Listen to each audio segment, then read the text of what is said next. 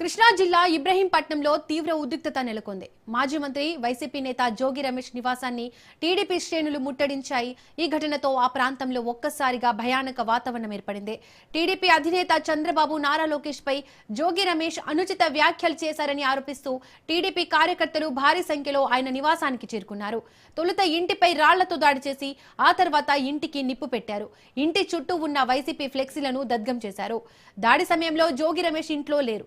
ఈ ఘటనలో ఇంటి మొదట అంతస్తులో మంటలు ఎగిసిపడ్డాయి.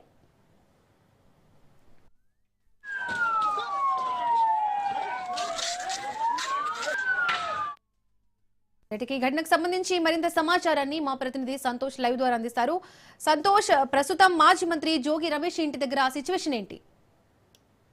దీపిగా, ఏదైతే కల్తీ మద్యం కేసులో అయితే గనక 84 రోజుల పాటు రిమాండ్ ఉండి బెయిల్ పై వచ్చినటువంటి మాజీ మంత్రి జోగి రమేష్ అయితే గనక వచ్చిన వెంటనే కూడా ఇటు మంత్రి నారా లోకేష్ పై అయితే గనక అనుచిత వ్యాఖ్యలు చేయడంతో పాటు ఏదైతే తను ఒళ్ళు తగ్గింది, అదే విధంగా కొవ్వు కూడా తగ్గింది అనుకున్నాను, కానీ మెదడులో బ్రెయిన్ చిప్ అనేది లేదు అంటూ కూడా చేసినటువంటి వ్యాఖ్యలతో పాటు అదే విధంగా కల్తీకి సంబంధించినటువంటి పార్టీ టీడీపీ పార్టీ అనేది కల్తీ, చంద్రబాబు నాయుడు కల్తీ అధ్యక్షుడు అంటూ కూడా చేసినటువంటి వ్యాఖ్యలకు అనుగుణంగా అయితే కనుక కార్యకర్తలు అయితే కనుక పెద్ద ఎత్తున అయితే ఆందోళనకు దిగినటువంటి నేపథ్యం. అదేవిధంగా విజయవాడ ఇబ్రహీంపట్నంలోకి అయితే కనుక దీనికి సంబంధించి ఆ టీడీపీ కార్యకర్తలు అయితే కనుక భారీగా చేరుకొని సారీ చెప్పాలంటూ కూడా ఇటు నిరసనలు తెలియజేయడంతో పాటు ఇంటిపై అయితే కనుక దాడులు నిర్వహించడం కూడా జరుగుతోంది. దీనిపై కూడా పూర్తి స్థాయిలో పెద్ద ఎత్తున ఆగ్రహం వ్యక్తం చేసి ఇక ఏదైతే గతంలో కూడా చూసుకున్నట్లయితే కనుక మాజీ మంత్రి జోగి రమేష్ చంద్రబాబు నాయుడు ఇంటి మీదకి వెళ్ళడం, దమ్ముంటే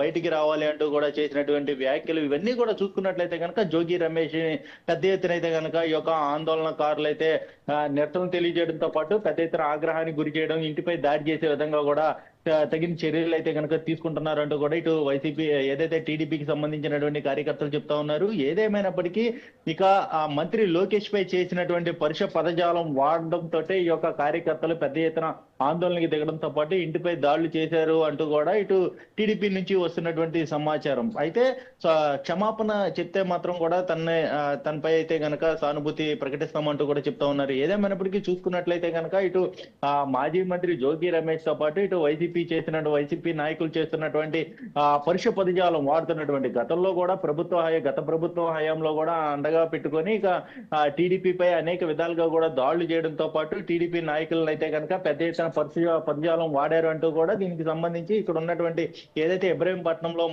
జోగి రమేష్ ఇళ్లను ముట్టడించినటువంటి ఆ టీడీపీ కార్యకర్తలు అయితే చెప్తా ఉన్నారు. ఏదేమైనప్పటికీ ఒక పక్క ఏదైతే జోగి రమేష్ నివాసం అయితే కనుక నివాసంలో ఉన్నటువంటి బయట ఉండేటువంటి ఫర్నిచర్ అయితే కనుక ధ్వంసమైనటువంటి పరిస్థితులు కూడా కనబడతా ఉన్నాయి. అదేవిధంగా అక్కడ జోగి రమేష్ లేకపోవడం, తిరుపతిలో ఉండడం అయితే కనుక ఇక్కడ దానికి సంబంధించినటువంటి కొంతమేర అయితే కనుక ఉద్రిక్తత వాతావరణం తప్పిందని కూడా తెలుస్తా ఉంది.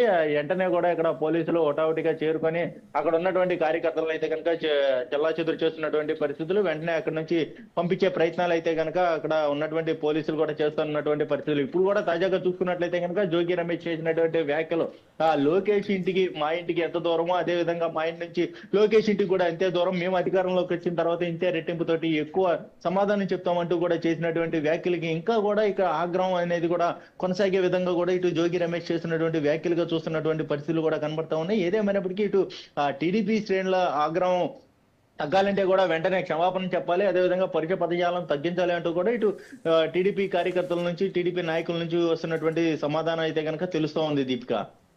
Right Santosh, thank you.